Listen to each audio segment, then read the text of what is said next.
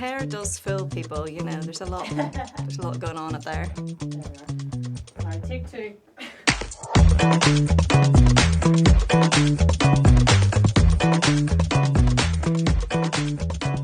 All right, Janey Mac, what's the crack? It's great. Life is good because the sun is shining. That is what you said when I did that a couple of minutes ago before we fucked it up. With you. I think that is the privilege of being a brunette. Because life isn't good for me because the sun is shining. My scalp is burnt. Really? Okay. I forget about it as a piece of my body. Do you know there's a thing? Hats. See, that's what I was going to say. Forget about them all the time. Yeah, like I think you've now got a good excuse to rock a hat. Yeah. I want to get like one of those sweet baseball caps though. Because it's either something like that or like... Yeah. Or do you know the ones that have the like really long visors? Yeah. I feel like it's either that or a bonnet. I feel like it's those two things are the only... Bonnet and a basket. I would be like... Those are the only two things in my vibe that I can get away with. Because I feel like it's not a good season for a fedora. No, or a Stetson, maybe. It's... I feel like a fedora is the only hat for me. So anyway. You're welcome, though, for the suggestion. Thanks. Comedy. So you have a show coming up? I do. I have a show this Wednesday, 22nd, and Thursday, the 23rd. Yeah. So what's your inspo for that show? Inspo, I basically think a lot constantly about life and aging and what it means to be alive. And I think this show in particular was very much inspired by my perspective on that. I think my experience as a woman, like getting older, but also just as a human being, there's a lot out there that suggests that getting older is bad, and that you should sort of avoid it at all costs. But it is really just the normal passage of time that, you know, you can't really... It's unavoidable. It's unavoidable. So I think, how do we sort of embrace it? And actually there's a lot of positive things to aging and statistics, you know, that would say you actually get happier as you get older. Yeah. So it's very much inspired by... I'm waiting. Still waiting for happiness, everybody. It's coming. It's coming. I feel like it's coming. No, I'm happy. Well, that's good because your show is partially improvised. It is. Right? Yes. Yeah. Yes. So what is it you like about improvisation?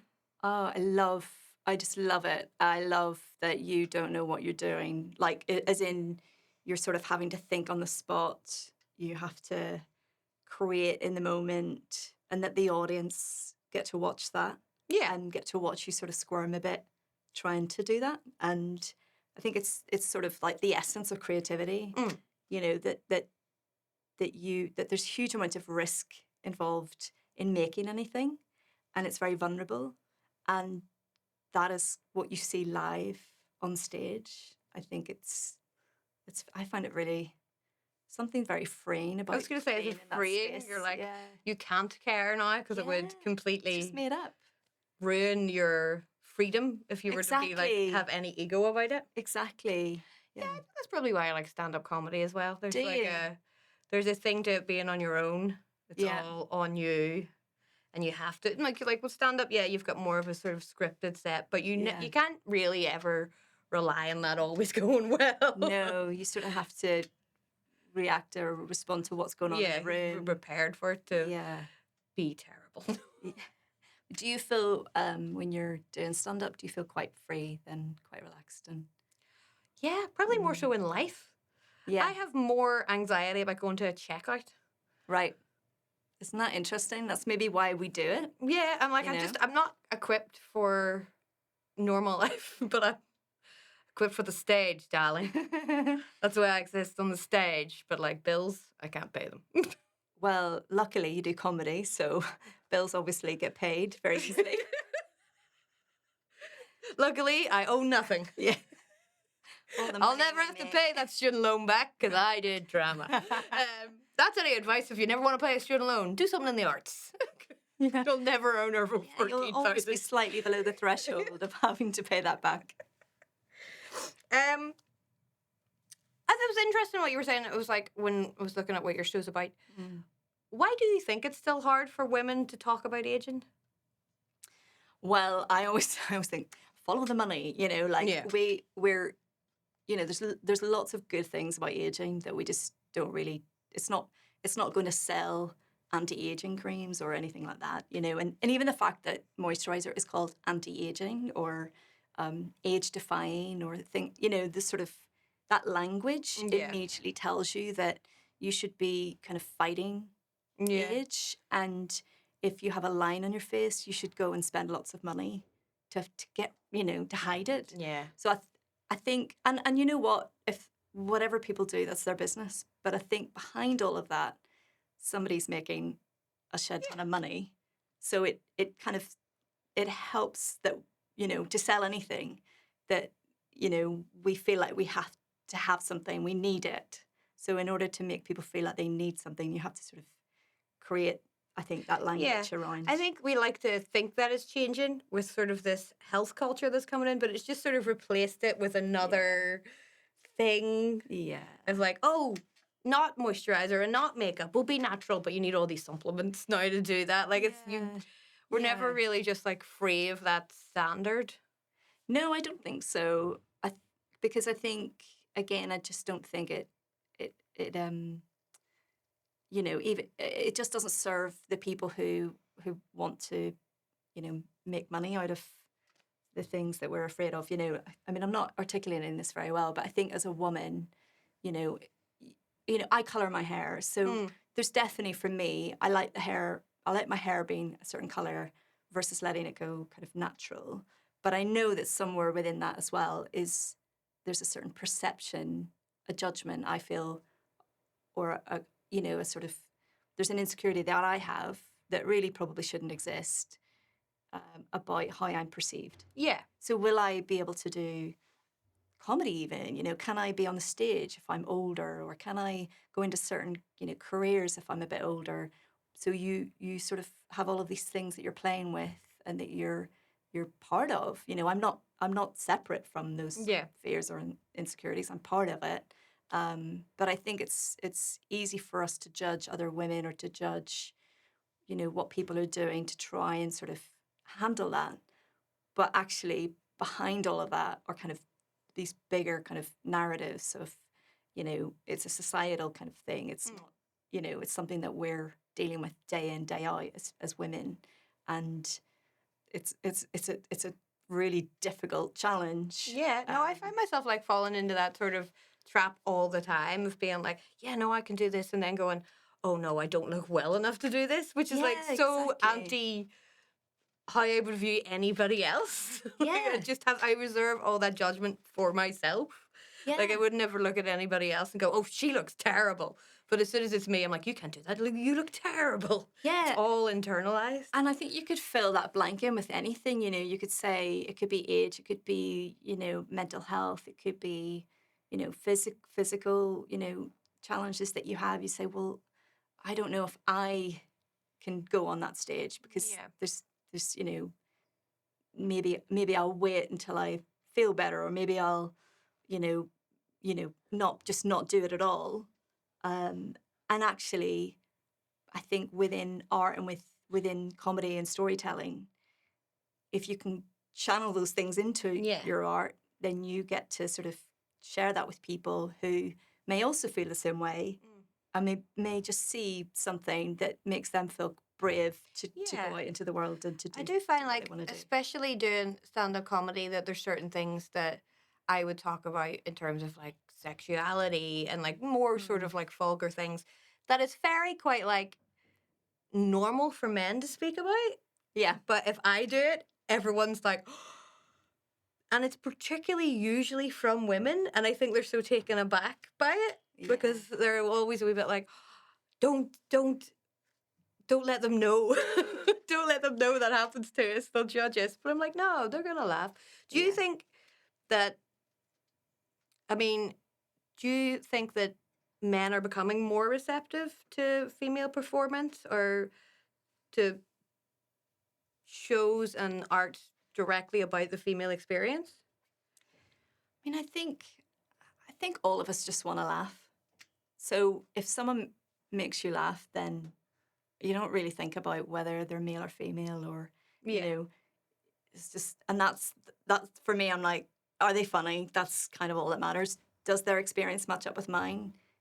Most of the time, no. Like, Mm. the people that make me laugh, like they're talking about things I've no experience of. So it's interesting that the female experience is kind of almost like labeled, Yeah. like, oh, this is an experience, versus the male experience. Like, we Yeah. don't talk about the male experience. We don't talk about, the non-binary experience. That maybe we do, maybe actually in that sense. But I think I mean, I'm quite interested in how I think women talk a lot about what it means to be a woman. I don't know how much. I would love to hear male comedians talk about Yeah, more like what their experiences are more to be very a man in the world. authentically. Yeah, like like the more kind of sort of vulnerability yeah. and the what makes them tick, kind of. And sometimes I think we're all kind of talking about sort of material, superficial things. Who we got together with on a Friday night, and there's plenty of comedy in that.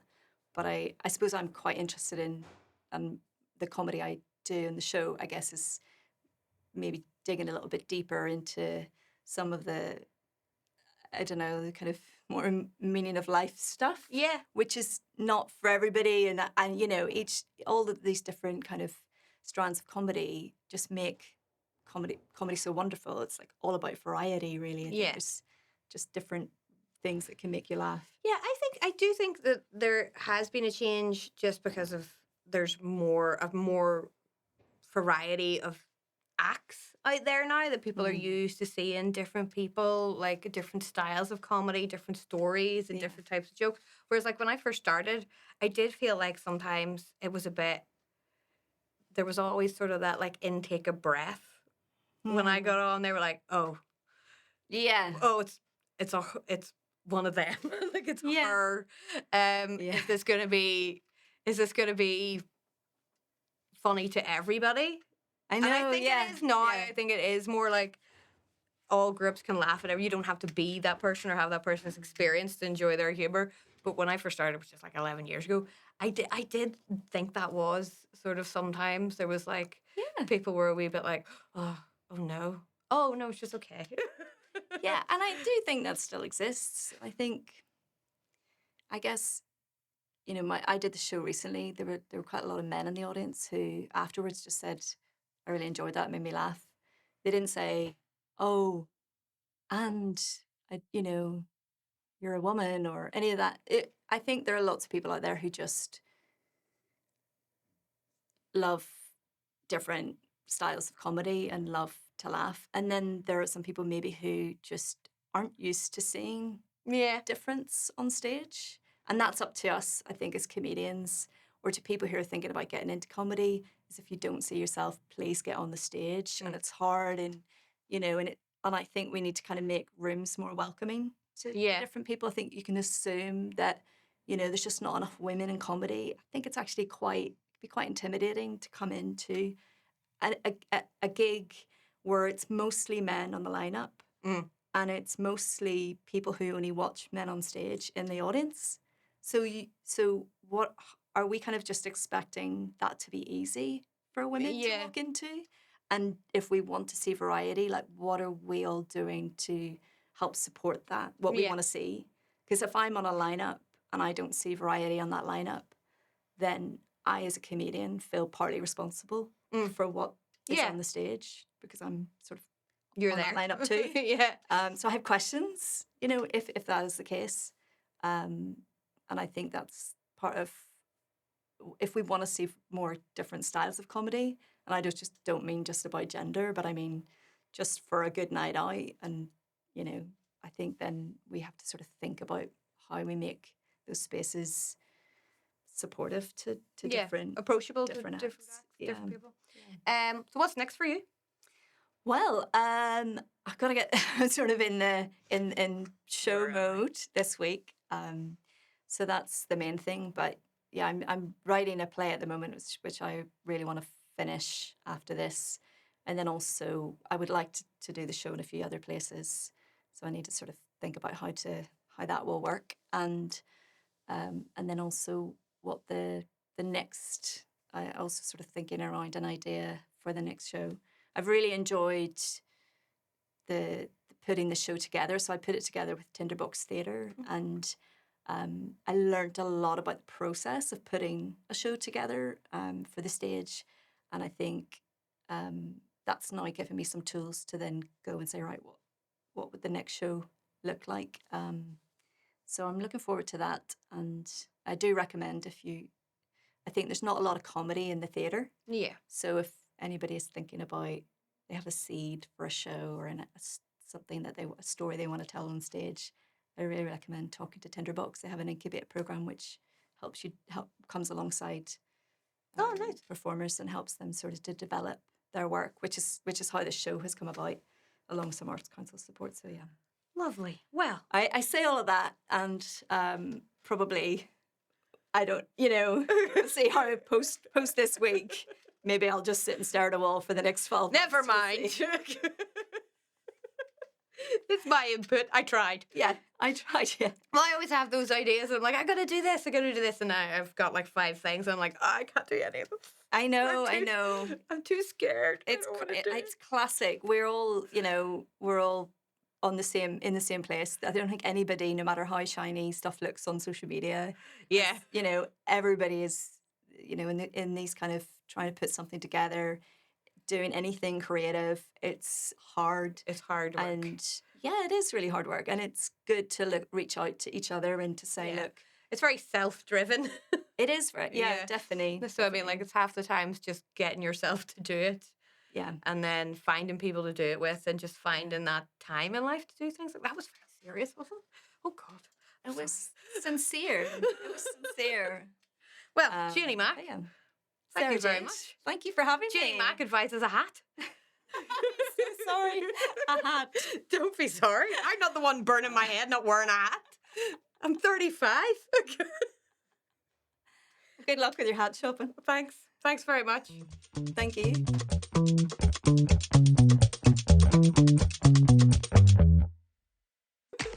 Hi, I'm Sara-Jade Davidson, host of the Accidental Comedy Club, and this is... I'm Janey Mac. It's okay. She's not under duress, I swear. She's doing a show in the theatre. If you would like to buy a ticket to see the show, you can buy one online at accidentaltheatre.co.uk, and you can also buy a ticket to stream. Janey's okay.